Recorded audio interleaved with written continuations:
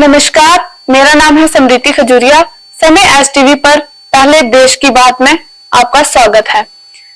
हेमवती नंदन केंद्रीय गढ़वाल विश्वविद्यालय के पत्रकारिता एवं जनसंचार केंद्र में आप सभी का स्वागत है, जहां रचनात्मकता नवाचार से मिलती है और सपने हकीकत में बदलते हैं। गढ़वाल क्षेत्र के बीच स्थित ये पत्रकारिता एवं जनसंचार केंद्र मीडिया पेशेवरों के लिए ज्ञान और प्रेरणा का केंद्र है, जहां अत्याधुनिक तकनीक से लैस ये गतिशील शिक्षण वातावरण प्रदान करता है। यहाँ अनुभवी फैकल्टी, जिसमें उद्योग के प्रसिद्ध शिक्षाविदी शामिल हैं, जो हमारे छात्रों की प्रतिभा को निखारते हैं और उन्हें मीडिया की ओर जाने के लिए तैयार करते हैं। पत्रकारिता से लेकर जनसंपर्क तक, विज्ञापन से लेकर फिल्म निर्माण तक यह व्यापक पाठ्यक्रम सुनिश्चित करता है कि हमारे छात्र विभिन्न मीडिया के अनुभव प्राप्त करें। और आज हमारे बीच उपस्थित हैं पत्रकारिता एवं जनसंचार केंद्र की शिक्षक अरुणा रोथान जी। आइए मिलते हैं उनसे और जानते हैं उनके सफर के बारे में। मैम, आपका बहुत बहुत स्वागत है हमारे समय एसटीवी पर। थैंक यू समृति। तो मैम, आप अपने सफर के बारे में कुछ बताइए। समृति, जहां तक सफर की बात है, सबसे प्रथम मैं सभी को ये बताना चाहूंगी कि मैं भी इसी विभाग की छात्रा रह चुकी हूँ। मेरा सफर जहां तक शुरू हुआ है, मैं एक मतलब गांव से मैं बिलोंग करती हूँ और आज भी मुझे याद है जब मैं 9 या 10 साल की थी। मेरे पापा आर्मी में हैं और अभी वो रिटायर्ड हो चुके हैं, तो उनके पास एक कैमरा था उस टाइम पे, कलर मतलब, बट उस टाइम पे रील, आपने सुनी होगी रील वाले जो कैमरा होते थे। तो पापा बहुत सारी क्लिक करते, तो हमारे बचपन से लेकर शायद उस टाइम पे इतना क्रेज भी नहीं था फोटो, मतलब इतना डेवलप नहीं था उस टाइम पे। तो एक मन में रहा कि ये फोटो कैसे, मतलब हम यहाँ पर हैं, क्लिक कर रहे हैं, फोटो बन रही है। तो थोड़ा सा वो था, बट इतना हम गांव, आपको भी पता है गांव में इतनी सुविधाएं नहीं, लेकिन फिर भी पापा मम्मी पढ़े लिखे थे, उन्होंने पढ़ाया। और जब मैंने इंटर किया, तो उसके बाद मुझे कर्णप्रयाग से ग्रेजुएशन करने का मौका मिला।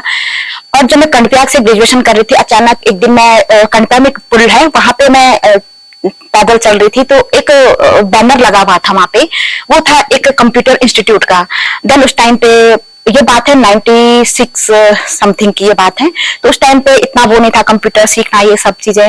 लेकिन पता नहीं मुझे उसको देख के क्या लगा कि मुझे ये करना है। तो मैं घर आई और मैंने निश्चय किया कि मुझे ये चीज करनी है। तो मैं एड्रेस पता किया और गई वहां पे।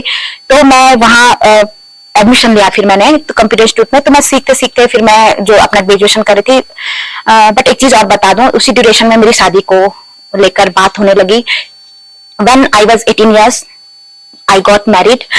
तो शादी के बाद ये सब चीजें पॉसिबल नहीं थी। ग्रेजुएशन किया, फिर शादी भी, फिर एक मतलब मेरे हस्बैंड जो लोग हैं, वो उनका एक स्टूडियो था।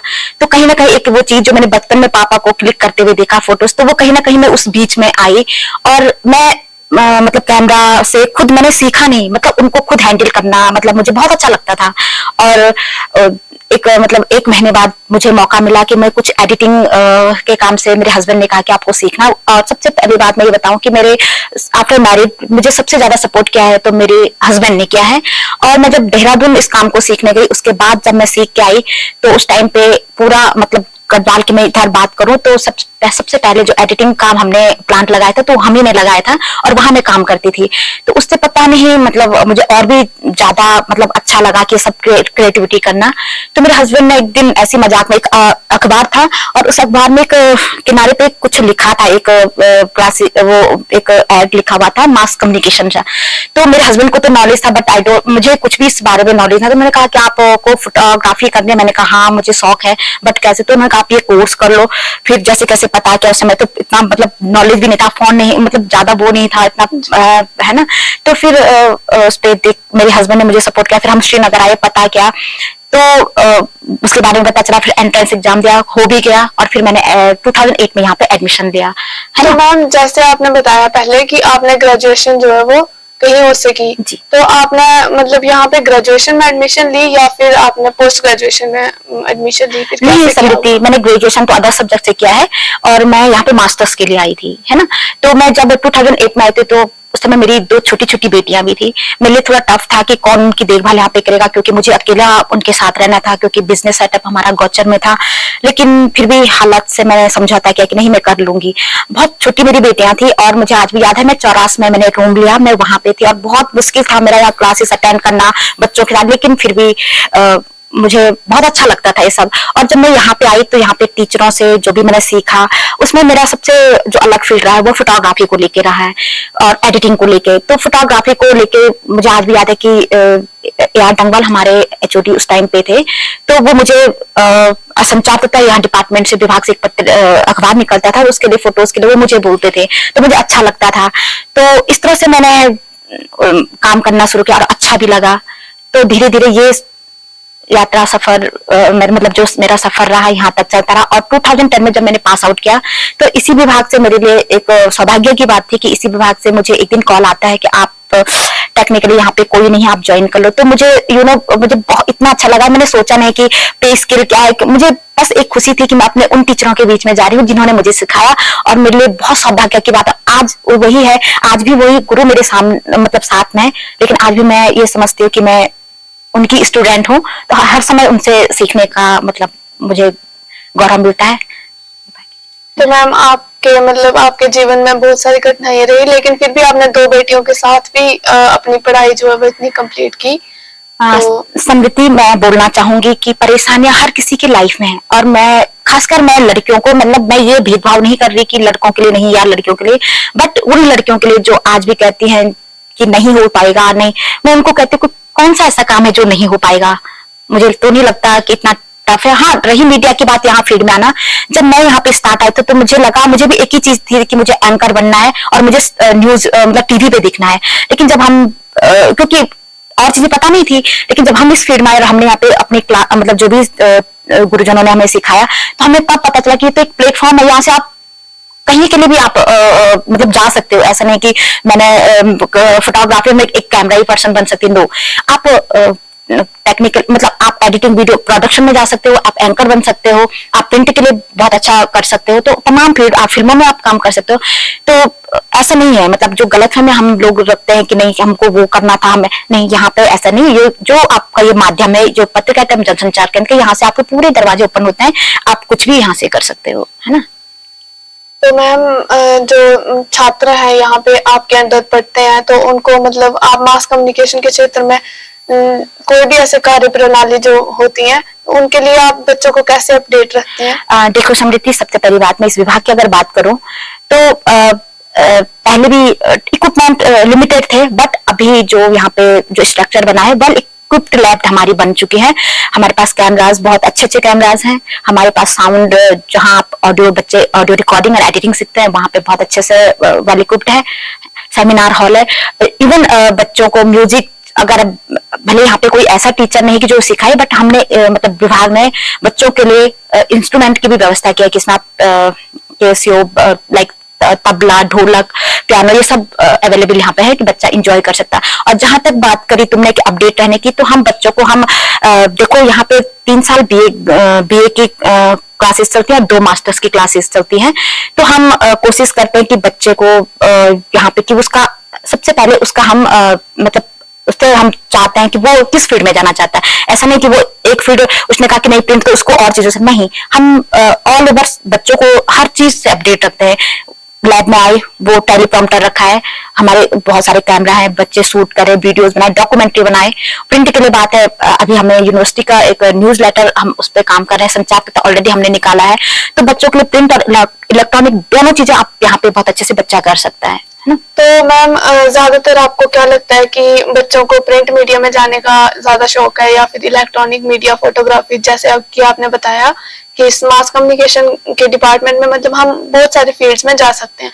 तो आपके अनुभव से ऐसा मतलब ज्यादातर छात्र जो हैं वो किस में जाना चाहते हैं? देखो समृद्धि, मैं बात अगर करूं, तुमने बहुत अच्छा सवाल किया कि किस फील्ड में रही, किस फील्ड, ये तो हम बच्चे के टैलेंट, जो बच्चा माना बच्चे को अगर प्रिंट में जाना है तो ऑब्वियस सी बात है कि हम उसे गाइड करें मतलब उस क्षेत्र में जाने के लिए कि क्या क्या चीजें होनी चाहिए। अगर उस बच्चे को अच्छा लिखना आता है तो हम उसे उसी तरह से गाइड करेंगे ना। तो बच्चे को अगर फिर बात आती है इलेक्ट्रॉनिक मीडिया की, और आपने जो सवाल किया कि किस में जाना पसंद करते हैं, तुमने भी देखा होगा कि एक दौर ऐसा मतलब अब ये आ गया कि आप यूट्यूब खोलो या फेसबुक खोलो, आप हर कोई पत्रकार बना है ना।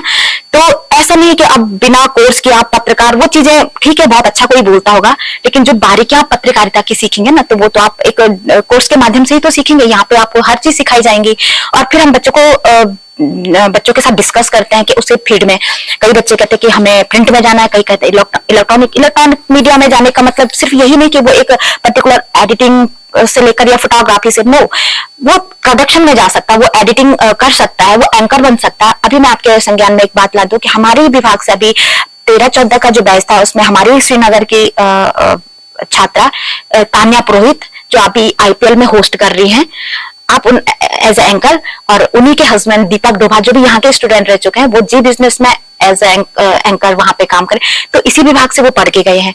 तो ऐसा नहीं है कि आप नहीं कर सकते, मुझे लगता है आप बहुत कुछ कर सकते हैं, बट आपको पहले समझना होगा चीजों को कि आपको करना क्या है। ये गोल आपको बनाना होगा कि आपको एक्चुअल में जाना कहाँ है। मतलब ये गलत फहमी नहीं कि आप चाहते एंकर बनना और आपने थोड़ा हौच पौच सा कर दिया कि नहीं ये सो नहीं। आपको यहाँ पे देखो, पढ़ाई तो आपको हर चीज की करनी होगी, लेकिन आपका निश्चय दृढ़ संकल्प होना चाहिए कि आपको करना क्या है ना। तो पत्रकारिता एवं जनसंचार केंद्र के जो छात्र हैं, तो उनके सामने आज कौन सी ऐसी प्रमुख चुनौतियां हैं जिनके लिए आप उनको सचेत करना चाहते हो, या फिर उनको आप कुछ बताना चाहते हो इसके लिए? देखिए समृद्धि, चुनौतियां, जहां तक चुनौतियां हैं, लेकिन चुनौतियों से डरा नहीं जाता है, ठीक है। तो अभी विभाग, अभी क्या विश्वविद्यालय ने, तो बहुत ही अच्छी बात है कि मतलब प्लेसमेंट को लेकर तो हमारे काफी बच्चे अभी बाहर गए हैं, मतलब अच्छे पैकेज पे काम कर रहे हैं, और मेरे सम्मानीय गुरुजनों के सानिध्य से भी बच्चों को भेजा जा रहा है। बहुत अच्छी अच्छी जगह बच्चे पेड इंटर्नशिप कर रहे हैं। तो ऐसा नहीं, मैंने कहा ना, वही बात है कि जिस बच्चे को करना होगा, जो मेहनती होगा, जिसने ठाना होगा कि मुझे पत्रकारिता विभाग में कुछ, पत्रकारिता को लेकर कुछ करना है, तो वो डेफिनेटली वो करेगा। आज भी बच्चे पूछते हैं कि मैम कहीं पे इंटर्नशिप या लोकल, तो ये बच्चे का अपना दृढ़ संकल्प होना चाहिए कि मुझे सीखना है ना। तो ये नहीं होना चाहिए कि बस टाइम पास, भाई देखो मेहनत, अब मीडिया का फील्ड है ये स्ट्रगल वाला, आपको चुनौतियां तो आपके पास हर समय है, लेकिन अगर हम इन चुनौतियों से भागे तो हम नहीं एक अच्छा पत्रकार बन सकते, हमें सामना करना होगा। तो थैंक यू मैम, आपका बहुत बहुत धन्यवाद। आपने अपना कीमती समय जो है वो आज हमें दिया, और बच्चों को, छात्र छात्राओं को ज्यादातर मतलब वो जानने की जो उनकी जिज्ञासा है वो बढ़ाई। और थैंक यू, आपका बहुत बहुत धन्यवाद। Thank you Samriddhi.